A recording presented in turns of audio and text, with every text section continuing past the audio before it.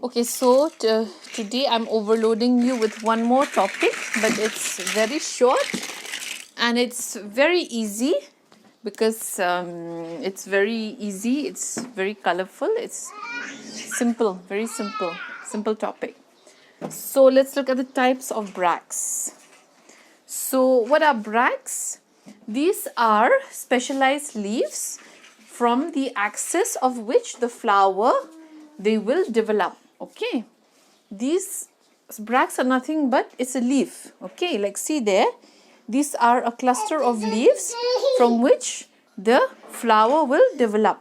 Okay, so there you can see in this picture, this is a cluster of leaves that are specialized to produce flowers at their tips. Okay. Then other than bracts, there's something known as bracteoles. Okay. These are smaller than bracts,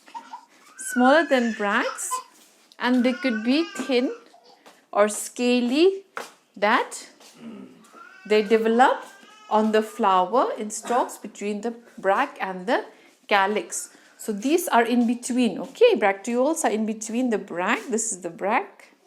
This is the bract. Then this is the calyx, and this is the corolla and all everything else. In between is the bracteoles. Okay, so I think that part is clear. Then let's look at the types of bracts. The first type you have is the leafy bract. Foliage means leaf cover. No, foliage cover is the leaf cover, the green cover. So leafy or green or foliaceous bracts. Okay. Then these bracts, since they are leafy, how they appear like? They appear like leaves. So they are mostly green in color and they appear like leaves. They're leaf-like. So there, you can see the bract, this one. Not the calyx, mind you. This one, these small, this one, these are the bracts. Okay, this is the calyx. Then, other than the leafy bracts, which are leaf-like, the next one is the petaloid bracts. Okay, which are, if leafy is leaf-like, then petaloid is very good. I think some of you have said it. I'm just assuming you said they will be like petals. No. So these bracts, they are colorful, okay, and showy. Okay, they like to show off their beautiful colors like the petals. Okay. So there, remember I told you that Christmas, what was that? Christmas flower, the poinsettia. So here you can see the poinsettia in the image. Okay, it has colorful bracts, those colorful leaves. So that is not exactly the inflorescence. Now we know, now the inflorescence is not the red part. It's the white part, no, the one inside. The flowers is inside, you know. Now we know that the inflorescence is deep inside. And the rest, these are all bracts, okay. So there also you have another colorful bract which is white in color, and the inflorescence is in the center, no. Then let's look at the scaly bracts, okay. The bracts that are thin and like scales, okay. They are sharp and tiny and pointed. So these we can find them in the sunflower family, that is the Asteraceae family.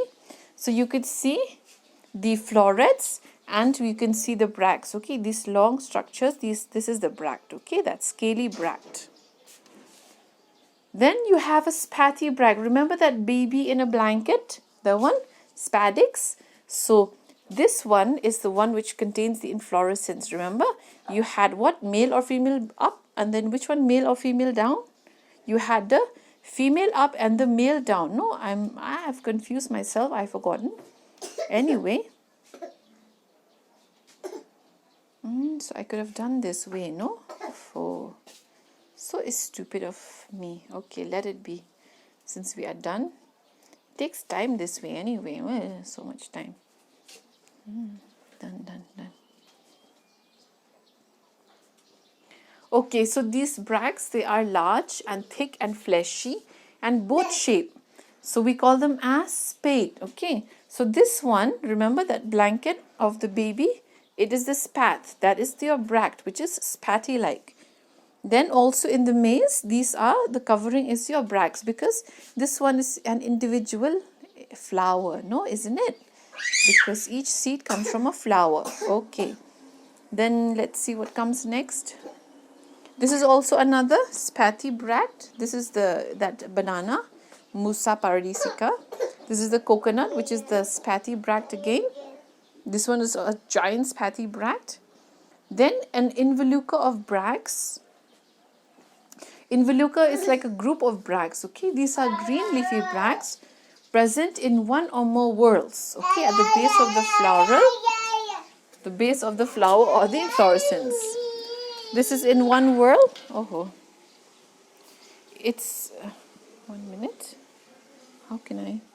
It's in the first whorl, then a second whorl, and a third whorl. I prefer the other way, so I can draw. No.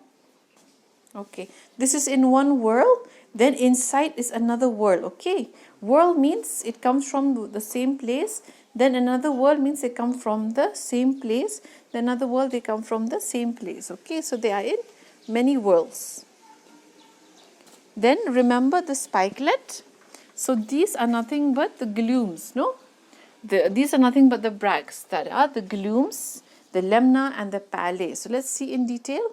What is a glume, a lemna and a palate?